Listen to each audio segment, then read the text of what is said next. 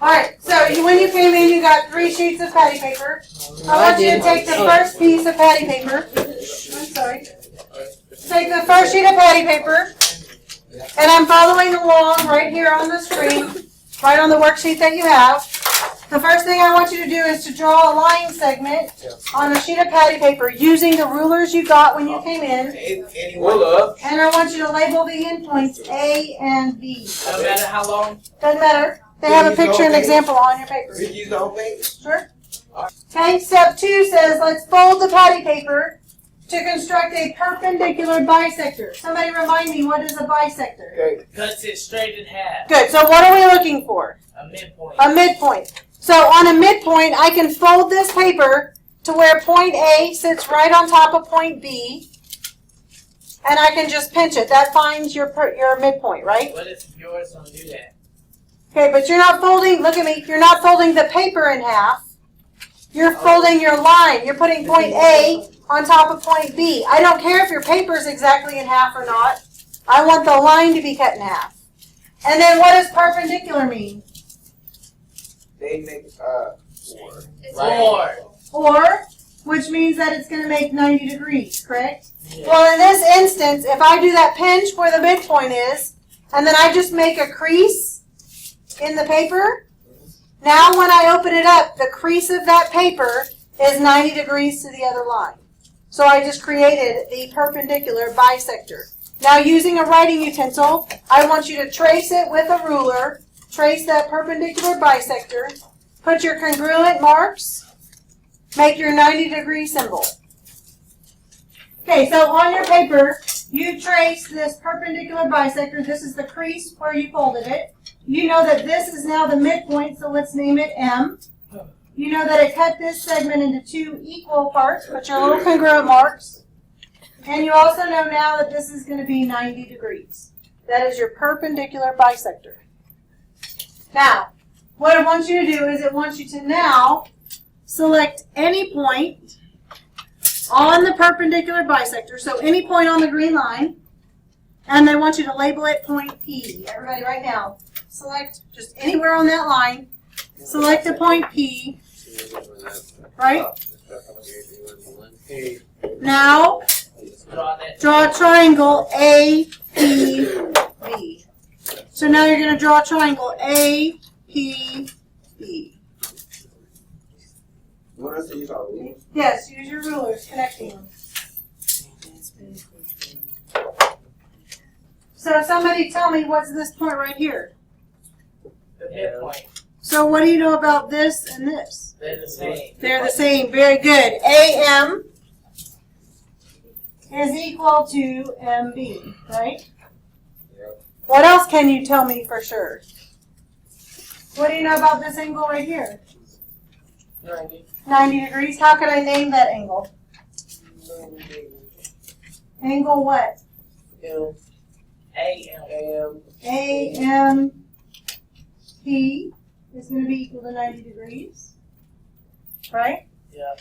I also know that angle, what would that other one be? BMP. BMP would equal 90 degrees, right? Yes. I know that M is the midpoint.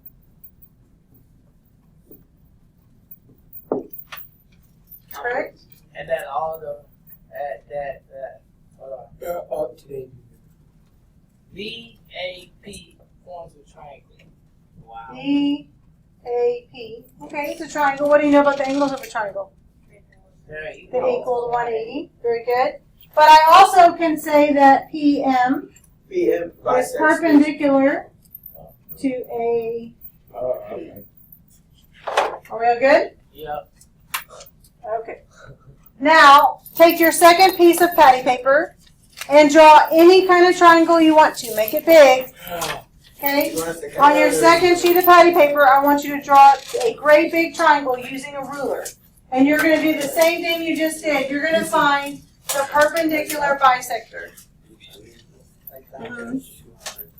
Okay, so now I've asked you to create the perpendicular bisectors. How many perpendicular bisectors can we create? 1. Just one? No, 2. Just 2? 3. Okay, So all of you have 3 different triangles. You could have drawn an obtuse triangle, you could have drawn an acute triangle, or you could have drawn a right triangle, correct? So all of yours could look slightly different. But on your sheet, if I were going to go first to find my perpendicular bisector, I'd have to first fold it to find my midpoint. I already found it. So on the bottom side, take one side, fold it over, put a pinch, and then make your crease. Right? You want us to draw that line? It's okay. You do. That's what I do. And then trace it. And you put A on top of B. I don't appreciate you laughing at me. And then put the crease and draw the crease. I think I'm gonna have to start. No, you're fine. I did. That's okay, they have to Let's go. Okay? Yes, dude. Point on top of point. Now. Now. So now you have one crease. That's just one side. If you put your congruent marks here, I know those are that's my midpoint, and then I can put my 90 degrees. Now rotate your triangle around and make another side the bottom. Rotate that mug? So turn it around and make another side of your triangle the bottom. I can't. Could I then go and make another midpoint and perpendicular bisector? Yeah, but I can't do it. Mine's like this. Okay? Then I have a new crease, and I found the midpoint, and I made that crease to make my perpendicular bisector. Okay, watching? So I found my midpoint, and then I made a crease. That makes 90 degrees. Well, how many sides of your triangle are there? So how many perpendicular bisectors are going to be? 3 perpendicular bisectors, because there are 3 sides to your triangle. Then how could you have that if you have a Different triangles, so all of yours can look different. If I had a nice, pretty acute triangle, and I found the midpoint, and I did 90 degrees, okay? Then I could come and find the other midpoint over here, right? 90 degrees. Then I could find the other midpoint and 90 degrees. Yours could have looked like this, correct? Some of you have a triangle with a great big X in the middle of it. If you drew a 90-degree triangle, you thought you were doing it wrong, because you went through here and you found your midpoint, and you did 90 degrees, and then you came over here and did your midpoint here, and you did your 90 degrees right there, right? Yep. And then you came over here and you did your midpoint and your 90 degrees right here, And it didn't look even. and it all landed right on the edge of the triangle, right? Or pretty close to it. Then, if you drew a big obtuse triangle, okay, then you did your midpoint and 90 degrees. You did your midpoint and 90 degrees. Remember, I'm just throwing it up here, right? And then here you're going to do your midpoint, and it has to be 90 degrees to that one right here. Then your point was on the outside. Are you with me? So none of those are wrong. It just depends on what kind of triangle you have. There are 2 things that you need to make sure you understand, and you're going to write it really big. If I'm doing a perpendicular bisector, Where do we write this? really big on your paper somewhere. If I'm doing a perpendicular bisector, I must have 2 things. The first thing is I must have a midpoint. And the second thing is that it must make 90 degrees. The point that I want you to make sure you know also is that it does not, the word not, have to go through a vertex.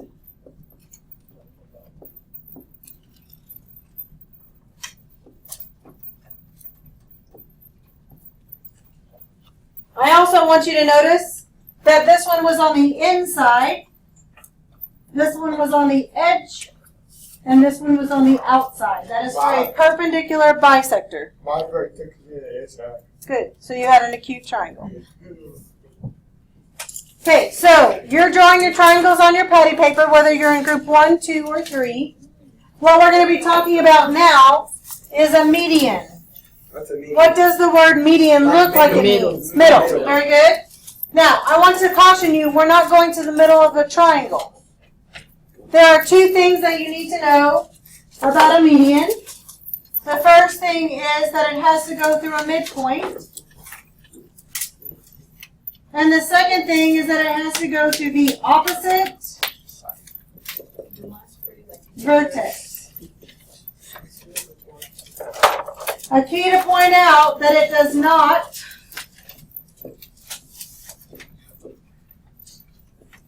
Miss Ramsey, have to be 90 degrees. I have another paper. Cause Okay, so now what you're going to need to do is you're going to take your triangle and you're going to fold your paper where A is on top of B. It's going to create your midpoint. These two are going to be the same. So now you need to draw a line from your midpoint to your opposite vertex. So if your triangle looked like this, you have your midpoint. That means these two sides are the same. You're going to connect it to the opposite vertex. And then right here, if this is your midpoint, these two are the same, and you draw it to your opposite vertex. Now remember, there's going to be 3 medians for every triangle. So find your midpoint, and then you're going to draw it to the opposite vertex.